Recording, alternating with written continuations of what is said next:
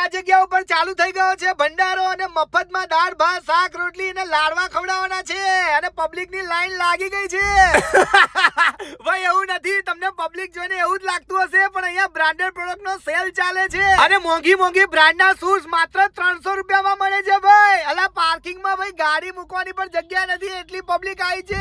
અને ભાઈ મોંઘી કંપનીની ટ્રોલી બેગ અહીંયા તમને માત્ર 3500 રૂપિયામાં મળી જવાની છે અને એ પણ આખા 3 નો સેટ આવશે અને પણ વોરંટી સાથે.